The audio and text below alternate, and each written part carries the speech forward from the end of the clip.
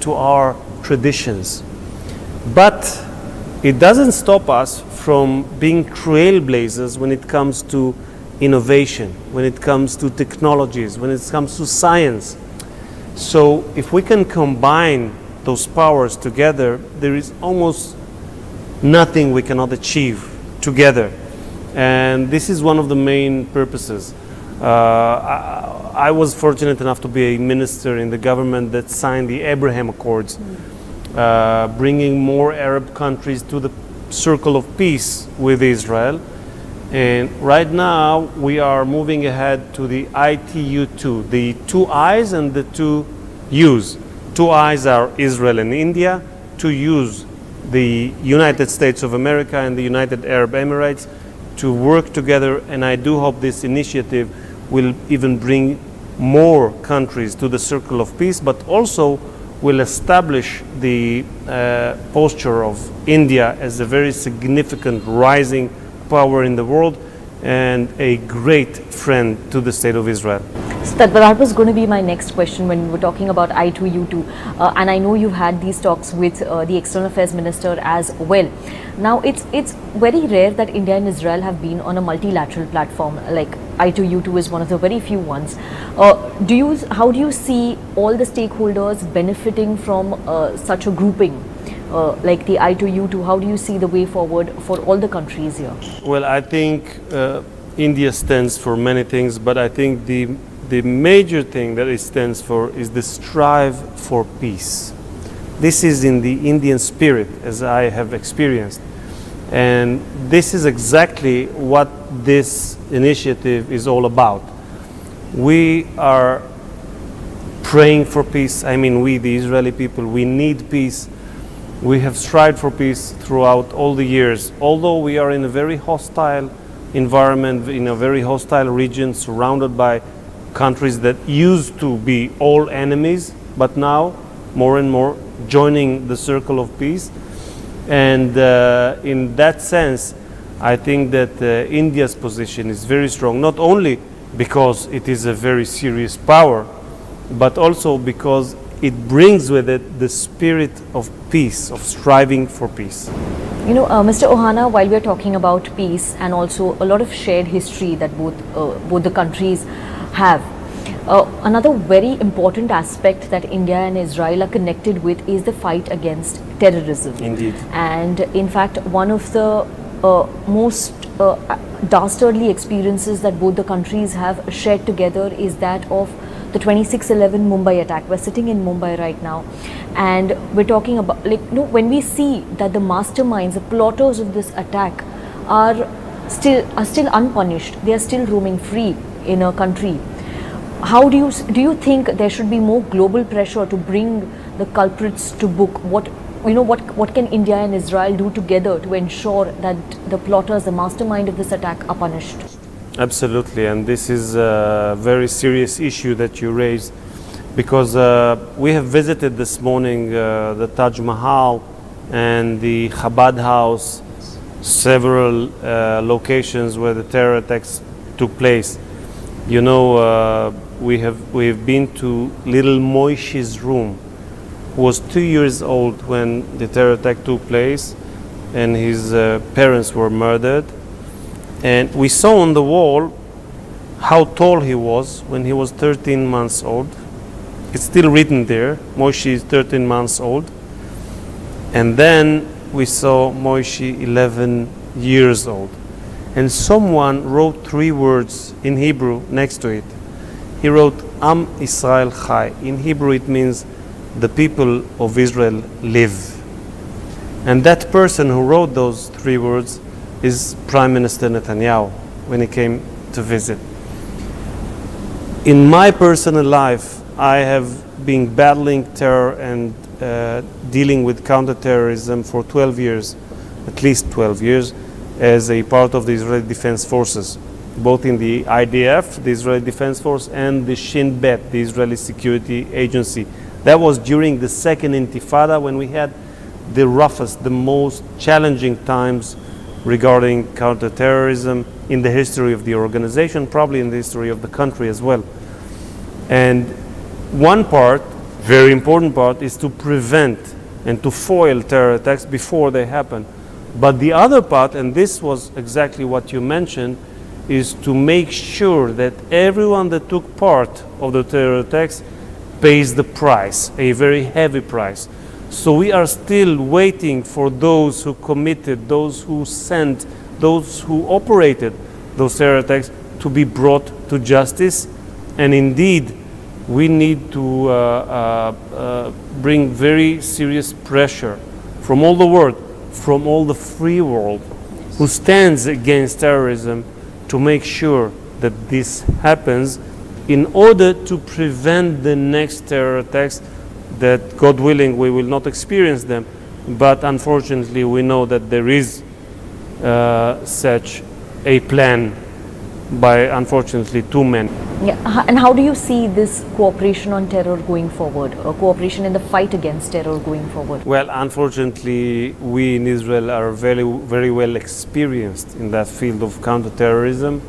We have been facing terror even before the state was established, so more than 100 years that we are facing terror, and we have developed such expertise and abilities that we can share, and we would like to share with our good friend India, which also unfortunately experiences terror.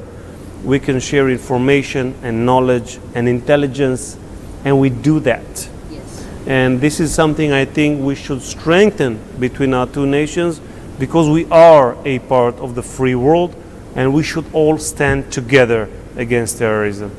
Mr. Ohana, now that we're talking about cooperation between the two countries, another aspect of cooperation is in water, in the sectors of water and agriculture, because never before have we seen two countries uniting on this front.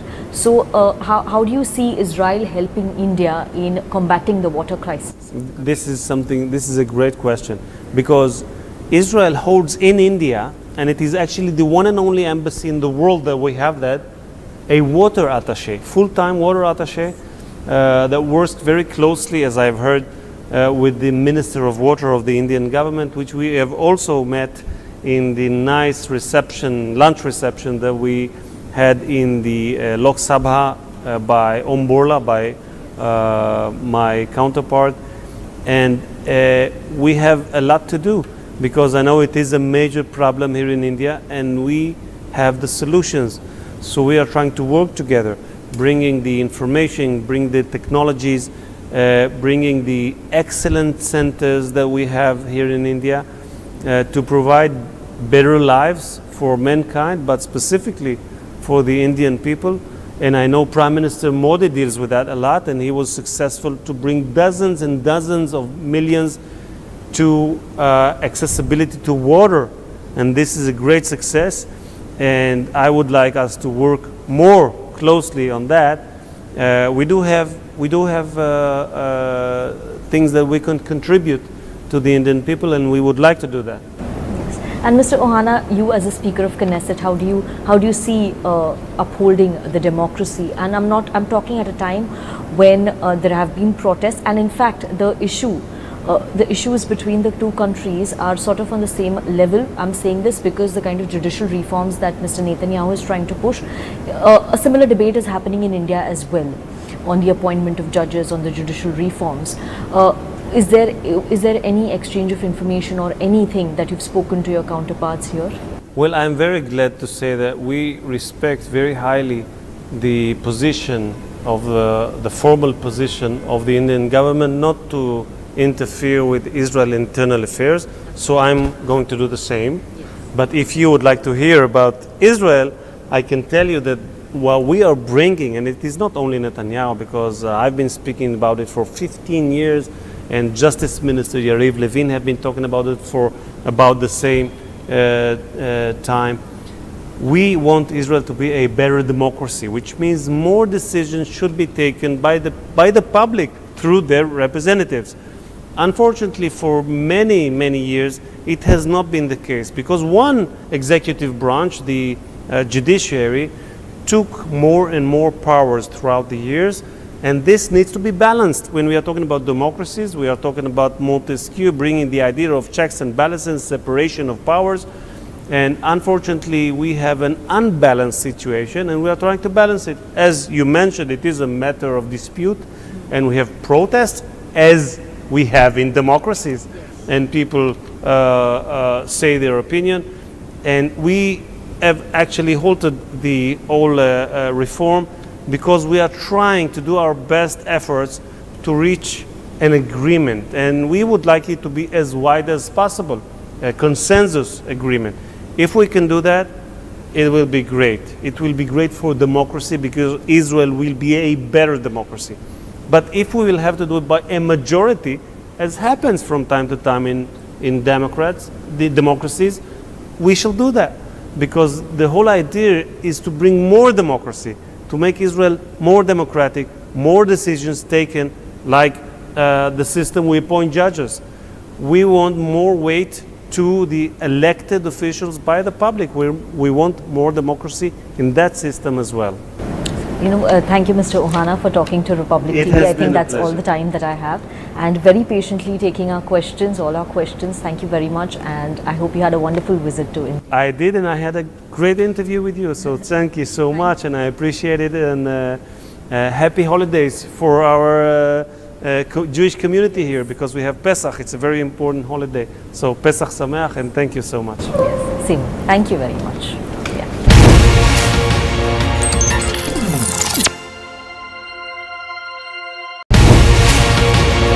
Mr. Ohana, you as a Speaker of Knesset, how do you see upholding the democracy? And I'm talking at a time when there have been protests, and in fact, the issues between the two countries are sort of on the same level. We want Israel to be a better democracy, which means more decisions should be taken by the public through their representatives. And unfortunately, we have an unbalanced situation, and we are trying to balance it. As you mentioned, it is a matter of dispute, and we have protests, as we have in democracies.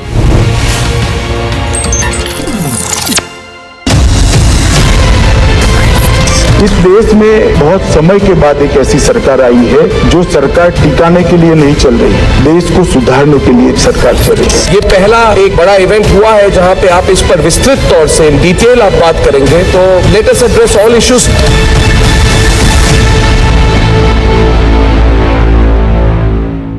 आपने 3 gold जीते, आपने world record create करा, जब podium पे number 1 spot में खड़ी हूँ और नेशनल एंथम ही नहीं है। नेशनल एंथम नहीं है हमारे पास। मैनेजर्स, कोचेस जो थे, उनको कॉन्फिडेंस ही नहीं था कि भी हमारा कोई गोल्ड आ सकता है, हमारा नेशनल एंथम भी बज सकता है। मैंने वहाँ वर्ल्ड रिकॉर्ड भी क्रिएट किया और 3 गोल्ड मेडल भी जीते। नेशनल एंथम नहीं थी हमारी, वो रिकॉर्डेड जाता है ना, वो आई नहीं। फिर हमने खुद वहाँ, मेरा टीम ने स्टेज पे, क्रिस्टन पे मैं और नीचे से मेरा जो टीम थी पूरी, उन्होंने नेशनल एंथम गाया।